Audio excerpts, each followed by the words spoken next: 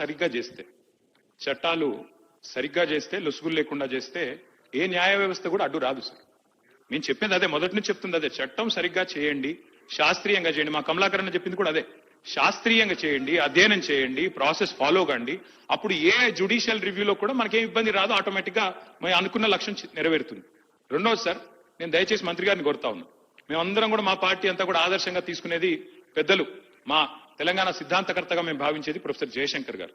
జయశంకర్ గారు ఎప్పుడు ఒక మాట చెప్తా ఉండేది అధ్యక్ష, మనకి భావ సారూప్యత లేకపోవచ్చు కానీ ధ్యేయ సారూప్యత ఉండాలి. అంటే తాత్కాలికంగా మనం ఐడియాల విషయంలో విభేదించవచ్చు కానీ అల్టిమేట్ గోల్ విషయంలో మనకు సారూప్యత ఉండాలి. అది ఉంది. 42% రిజర్వేషన్ ఇవ్వాలన్న విషయంలో yes we are sincerely supporting the bill, we are 100% we are standing by the government. కానీ తాత్కాలికంగా మేము ఎట్లా చేస్తే బాగుంటుందో చెప్పే ప్రయత్నం చేస్తున్నాము. ఇంకొక మాట నేను చెప్తా ఉన్నా సార్, సీలింగ్ అని మాట్లాడినారు మంత్రి గారు శ్రీమతి సీతక్క గారు. వారికి నేను గుర్తు చేస్తా ఉన్నా, ఎక్కడ కూడా సీలింగ్ అన్న పదం లేదు చట్టంలో. దయచేసి చూసుకోండి. మీ అధికారులను కూడా నేను కోరుతా ఉన్నాను, దయచేసి మంత్రి గారిని తప్పుదోవ పట్టించకండి. దయచేసి సభ్యులను అట్లాగే రాష్ట్ర ప్రజలను కూడా తప్పుదోవ పట్టించకండి. సీలింగ్ విధించింది బీసీ రిజర్వేషన్ల మీద కేసీఆర్ గారి ప్రభుత్వం అనే మాట శుద్ధ తప్పు. అది 100% అబద్ధం అనే మాట కూడా నేను చెప్తా ఉన్నా అధ్యక్ష. దయచేసి సవరించుకోవాలని మంత్రి గారిని కోరుతా ఉన్నా. వాస్తవంగా జరిగింది ఏంది అధ్యక్ష, ఆనాడు బీసీ రిజర్వేషన్ల విషయంలో కేసీఆర్ గారి ప్రభుత్వం ఏం చేసింది అధ్యక్ష, ఆ రోజు మేము మరి 2000 నేను సరిగ్గా ఇది చెప్తాను సార్, ఆర్టికల్ 243D6T6 ప్రకారం బీసీ రిజర్వేషన్లు రాష్ట్రాలే ఇచ్చుకోవచ్చు అని చెప్పి మాకు ఆదేశాలు మేము ఇచ్చాం, వచ్చినాయి అధ్యక్ష. వచ్చిన తర్వాత 2018లో కేసీఆర్ గారి ప్రభుత్వం ఆనాడు ఉంటే, టీఆర్ఎస్ ప్రభుత్వం ఉంటే, దాన్ని అనుసరించే మనం కొత్త పంచాయతీరాజ్ చట్టం తెచ్చాము. స్థానిక సంస్థల్లో మొదలు 34% రిజర్వేషన్ కూడా కల్పించుకున్నాం.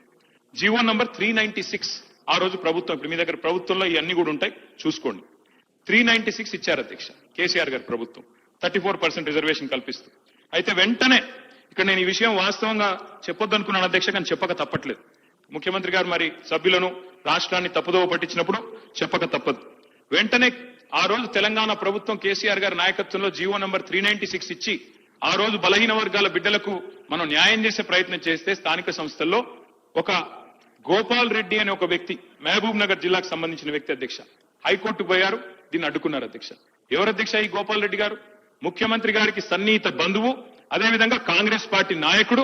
ఆయన పోయి ఆ రోజు కోర్టుకు పోయి అడ్డుకున్నారు అధ్యక్ష. అడ్డుకోవడం వల్లనే ఆ రోజు కాంగ్రెస్ పార్టీ చేసిన నిర్వాహకం వల్లనే జరిగింది. నేను గౌరవనీయులు కేటీఆర్ గారిని కోరుతా ఉన్నాం, ఇది మేము కూడా ఒకటి అప్పీల్ చేయడం జరిగింది అధ్యక్ష. మేము ఆ మున్సిపల్ బిల్ కి సంబంధించి కానీ ఇప్పుడు సీతక్క గారు కూడా ఒక అప్పీల్ చేయడం, చాలా ఇంపార్టెంట్ బిల్ కి సంబంధించి.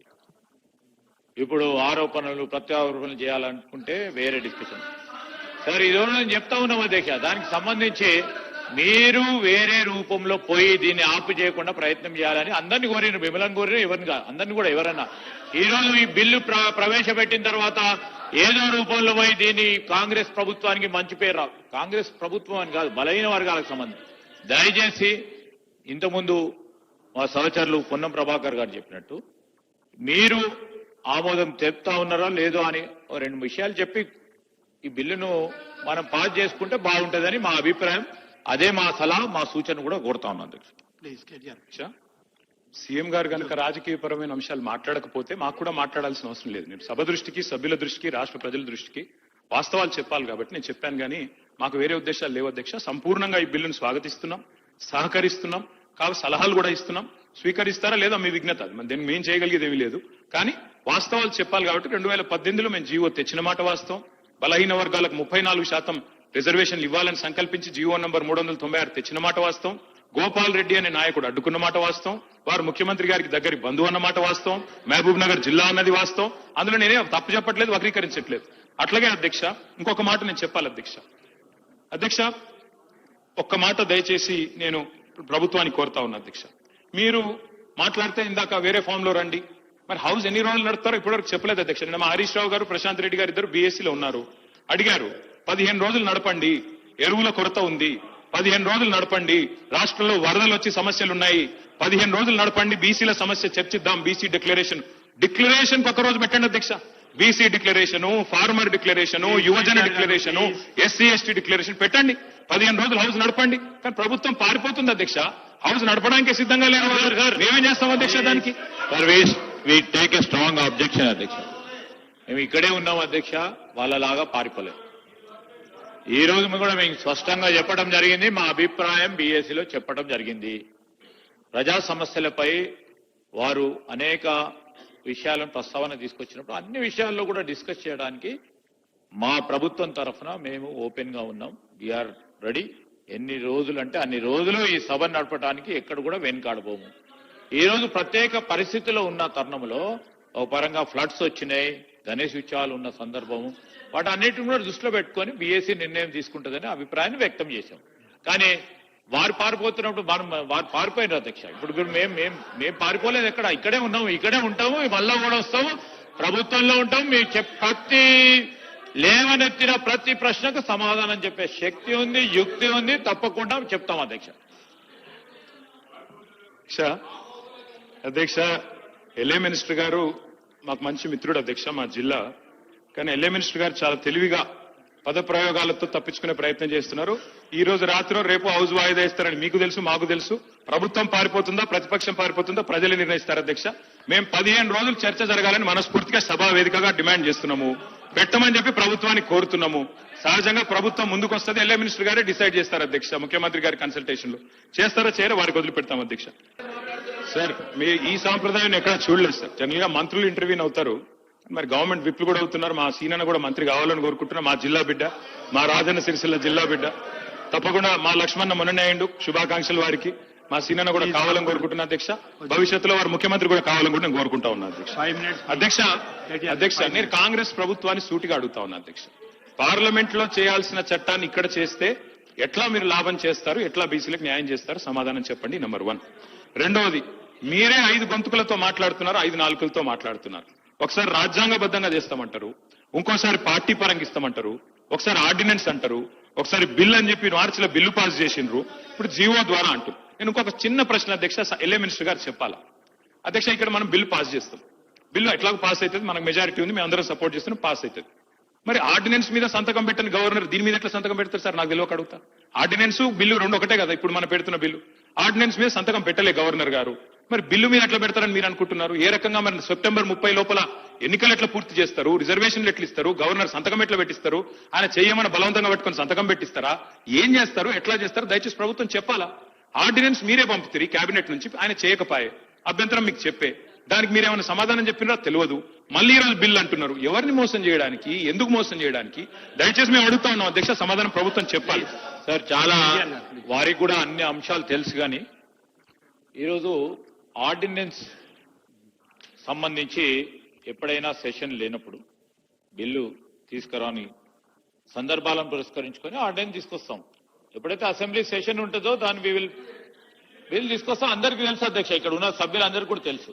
ఇప్పుడు నడుస్తా ఉంది బిల్లుకు సంబంధించి మేము చేస్తా ఉన్న పోరాటం. వారు పైన మాట్లాడుతూ ఉన్నారు కానీ మా పోరాటంలో వచ్చి పాల్గొనలేదు. ఎప్పుడు మేము పిలిచినా కానీ ఈ రోజు మేము గవర్నర్ గారికి పంపించి మళ్ళొకసారి ప్రస్తావన తీసుకొస్తాం అధ్యక్ష. మనసు మారుతగానే ఆలోచనతోనో పాజిటివ్ దృక్పథంతో పోతా ఉన్నాము. రెండవది, ఈ రోజు కూడా మీరు సుప్రీంకోర్టులో, సార్ మీరు ఏనండి, సుప్రీంకోర్టులో గవర్నర్ గారిది, ప్రెసిడెంట్ గారికి సంబంధించి రాష్ట్ర ప్రభుత్వాలకు సంబంధించిన బిల్లులు వారికి సమర్పించినప్పుడు సమయం ఎంత తీసుకోవాలి, దాని సందర్భాన్ని పురస్కరించుకొని మొన్న తమిళనాడు కేసుకు సంబంధించి ఒక సుప్రీంకోర్టు నిర్ణయం తీసుకున్నది. దాని తదుపరి ఈ రోజు సుప్రీంకోర్టులో ఆర్గ్యుమెంట్ జరుగుతా ఉంది డివిజన్ బెంచ్ ముందట. అది అతి త్వరలో డెసిషన్ రాబోతా ఉంది. We are expecting a decision very soon. 9th నాడు కంక్లూజ్ అవుతా ఉంది. మేము ఈ విధంగా పాజిటివ్ పోతా ఉంటే ఎప్పుడు నెగిటివ్ ఆలోచన చేసే ఆలోచన ఉండకుండా ఇప్పుడే అక్కడ కూర్చున్నారు. ఇంకా నెగిటివ్ ఆలోచన చేస్తే అక్కడెక్కడ ఉంటారు. సో దయచేసి మేము చెప్తా ఉన్నాం, ఒక డివిజన్ బెంచ్ ఓ పాజిటివ్ దృక్పథంతో నిర్ణయం వస్తుంది.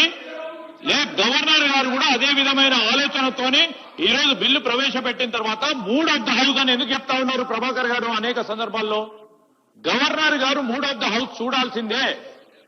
అందుకోసమే వీరు ఈ విధంగా మాట్లాడుతూ ఉంటే గవర్నర్ గారిని మళ్ళా ఇంప్రెస్ చేస్తా ఉన్నట్టు, సమ్ నెగిటివ్ కనోటేషన్స్ ఇస్తా ఉన్నట్టు కనబడతా ఉన్న సందర్భాన్ని కనబడొద్దని పొన్నం ప్రభాకర్ గారు ఇప్పటికే 4 సార్లు చెప్పింది. ఈరోజు వారికి సంబంధించి ఇప్పుడు ప్రభాకర్ గారు చెప్పింది మూడ్ ఆఫ్ ద హౌస్ చూసి గవర్నర్ గారు కూడా దీంట్లో మొత్తం యావత్ రాష్ట్ర ప్రజానికానికి సంబంధించి మొత్తం మంది శాసనసభ్యులు కోరుతా ఉన్న సందర్భం దృష్టి పెట్టుకొని తప్పకుండా పాస్ చేస్తారు అనే నమ్మకంతో పోతా ఉన్నప్పుడు గవర్నర్ గారు పాస్ కాయాడు, చేతులు పట్టుకొని రాయమంటారా?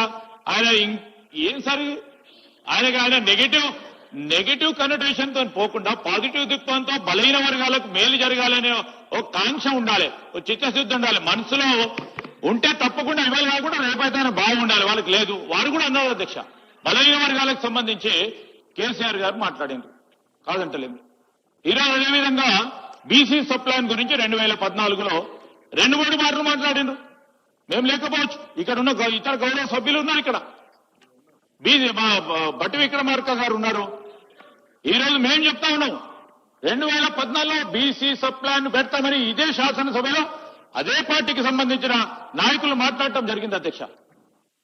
ఈరోజు మేము సైంటిఫిక్ గా ఎంపరికల్ డేటాను కలెక్ట్ చేసుకొని మరి పోతా ఉన్న సందర్భాన్ని ఇవాళ కాకుంటే రేపో ఎల్లుండో దాన్ని తప్పకుండా చేసి తీరుతాము. మేము చేసిన ఒక కార్యాచరణ, ఒక ప్రణాళిక, అదేవిధంగా సైంటిఫిక్ ఎంపెరికల్ డేటాను తీసుకెళ్లి ఎవరు ఆపలేరు అధ్యక్ష. దీన్ని 42% చేసి తీరుతాం అధ్యక్ష. సార్ ముఖ్యమంత్రి గారు చాలాసార్లు బయట మాట్లాడుతుంటారు అధ్యక్ష. ఎంతసేపు ఛాయ్ తాగే లోపల అయిపోతాయి కొన్ని అన్ని నిర్ణయాలు అనుకుంటే అని చెప్తారు అధ్యక్ష. నిజానికి అధ్యక్ష ఇది ఎట్లాంటి సమస్య అంటే మనం ఇక్కడ ఇంకో 10 రోజులు చర్చ చేసినా ఇక్కడ తెగదు.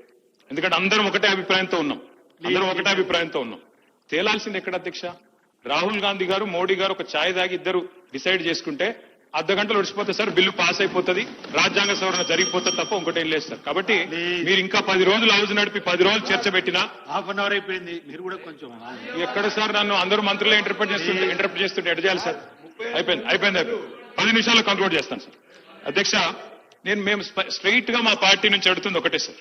ఇప్పుడు మళ్ళొక్కసారి మీరు మార్చ్ లో బిల్లు పాస్ చేసిన దానికి దీనికి తేడా ఏంటి? నంబర్ 1, ఆ రోజు ప్రెసిడెంట్ గారి దగ్గర పంపారు.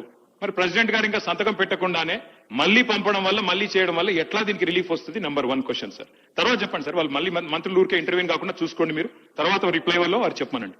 కోర్టుల్లో ఎందుకంటున్నా అంటే మనం చట్టాలు సరిగ్గా చేస్తే ఏ కోర్టు కూడా ఏం చేయలేదు. మన చట్టాల్లో లొసుగులు ఉంటేనే కోర్టు అయినా ఇంకోటైనా కాన్స్టిట్యూషన్ కి అనుగుణంగా లేకపోతేనే కోర్టు ఇంటర్వ్యూన్ అవుతుంది తప్ప కోర్టుకు పోవద్దు అనే మాట మాత్రం కరెక్ట్ కాదు. ఎందుకంటే ఎవరైనా సరే కోర్టుకు ఎప్పుడు పోతారు?